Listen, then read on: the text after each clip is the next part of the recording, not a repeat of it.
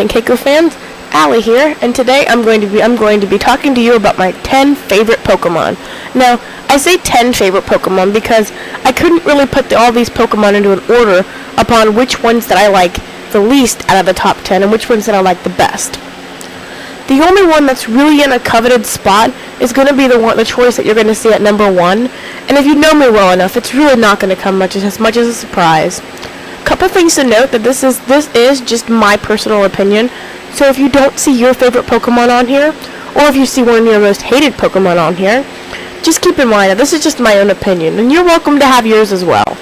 Also, I got all of these images off of Google Images, so if you do see a picture on here that's of your creation, or a photo edit that you did, just let me know in the comments so that I can give you full credit. So without further ado, let's begin.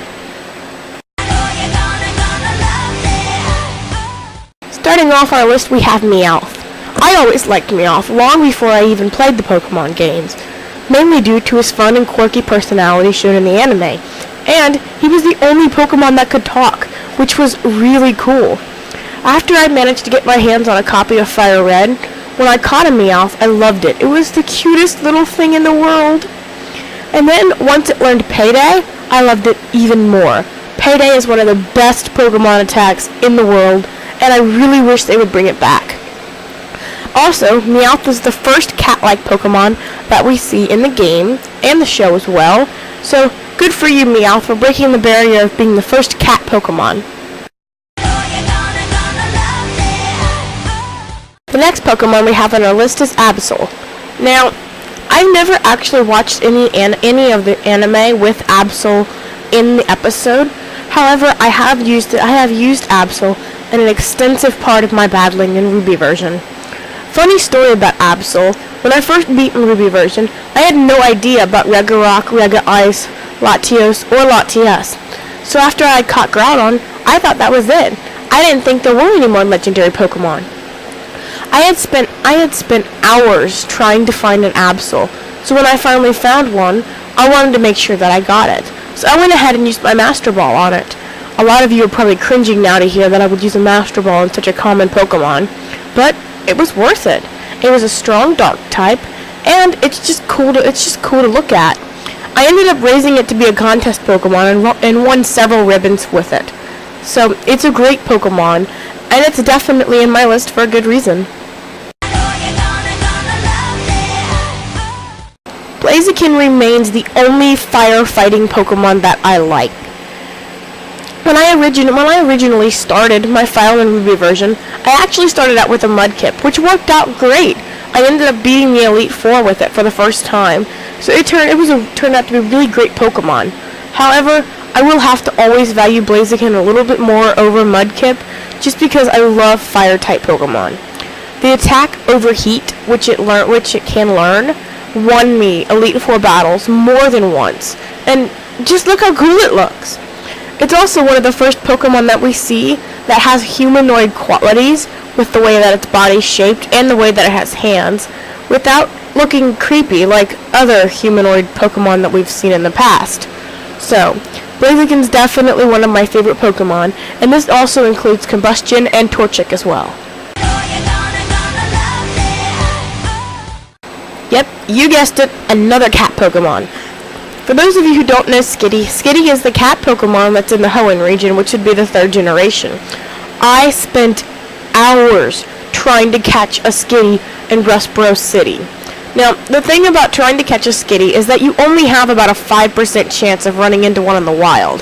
So this makes it excruciatingly difficult. I ended up trading with a trainer that I found in the game and was very excited to have a Skitty of my own. I never evolved it though. It was just too cute. I couldn't evolve it. It didn't turn out to necessarily be a super strong Pokemon, but I did use it in contests and in battles sometimes. The attack Assist is one of the best attacks that I've ever seen. It has to be right up there with Payday. And look at it. It's so cute. Here we have our first legendary Pokemon on the list, Entei. Now, the reason I like Entei requires a little bit of personal background on my part. When I was growing up, I had a collie dog named Laddie. At first, I called him my Growlithe and my Arcanine, since Entei had not been created yet. Once I figured out what Entei was, I decided that Laddie was much more like an Entei than he would be with any other Pokemon. Also, Entei was the first Pokemon that I ever tracked. I ended up getting a hold of an already beaten copy of Pokemon Silver. Not really sure whose copy it was, but I found it in a drawer one day. And it was already beaten. Entei, Suicune, and Raikou had already been spotted in the Pokedex. Well, when I looked Entei up, I found its nearest location and flew to that spot. However, I discovered that when I landed, the Pokemon had already gone. I figured out exactly how to track it, and even though it fled before I could catch it, it was very cool to actually see this Pokemon in the game. Okay, so this is one of the only Pokemon that you're going to find on this list that is going to be from Black and White era.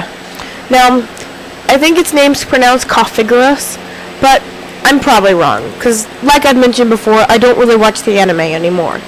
But once I've seen one of these Pokemon, I loved it. I ended up actually catching its pre-evolutionary form first, and not realizing that that particular Pokemon would evolve into this. I mean, look at it. It's a coffin. This thing is nightmare fuel. A Pokemon like this I would have loved as a child, but it probably would have scared me a little bit too, which is pretty cool. It has to be the first Pokemon, I think, that looks actually scary. I mean, it's a coffin. There could be a dead person in there. Taking our next spot, we have another fire Pokemon, Cyndaquil. Now, I love Cyndaquil.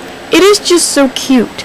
And you'll find that a lot of my reasons for liking some of these Pokemon are that they are cute. Cyndaquil wasn't my first choice when I ended up playing Pokemon Silver for the first time. I actually accidentally clicked on Totodile, even though Cyndaquil was the one that I wanted. It's a really strong Pokemon once you get it evolved all the way up to its final form. I used to be able to imitate its cry absolutely perfect, but since I recently hurt my voice because of a cold, I'm unable to do that for you guys.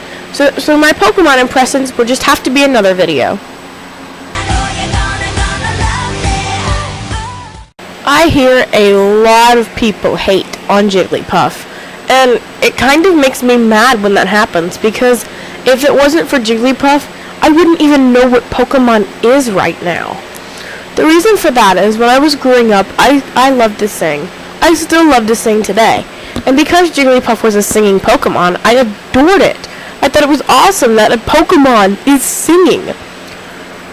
I don't remember exactly how it was that I discovered Pokemon, but I'm sure it probably has something to do with my parents ended up leaving the TV on and finding it for themselves, realizing that this Pokemon could sing, and then buying me the VHS tape of it. Yes, I had the VHS tape of Pokemon. I wish I still had it, because it was awesome. But I have to credit Jigglypuff with actually getting me into the Pokemon world. It's not necessarily one of the strongest Pokemon I've ever had, and I've never evolved one just because I couldn't. I just loved it so much the way it was. So if it wasn't for Jigglypuff, I wouldn't be making this video today. So when you hate on Pokemon, just make sure you're not hating on something that brought somebody into the Pokemon world. So, when I say I like Eevee, I'm not just talking about Eevee. I'm talking about Eevee and all of the Eevee evolutions. The reason why that I'm bumping all these Pokemon into the same group is because I like them all. All of them are in my top 10 list, so I really couldn't exclude any of them. I remember when I was playing Fire Red, I actually saved my game and evolved my Eevee with 3 different stones just to see what the Pokemon sprites would look like and to see what kind of attacks it had. I ended up settling with a Flareon, but once I got Pokemon Silver, I didn't quite understand the concept on how to get it to evolve into Umbreon or Espeon, so I'm not sure if it ever evolved at all. But I really like the idea. It's a great concept to be able to choose what your Pokemon evolves into. And with the release, with the new Eevee evolution being the first fairy type that we've officially gotten to see, it's pretty cool that Eevee gets to usher in this new era of Pokemon types. Remember when I said that none of these Pokemon are really in any particular order except for the number 1 spot? Well, this is the number 1 spot, and that Pokemon is Mew. Now, those of you who know me pretty well probably really aren't surprised that Mew is my number one favorite Pokemon. I don't really remember when I discovered Mew. It's just always been there. I remember watching the first Pokemon movie, and I just thought it was so cute. Me and Keiko actually had a little Mew plushie that we would pass back and forth.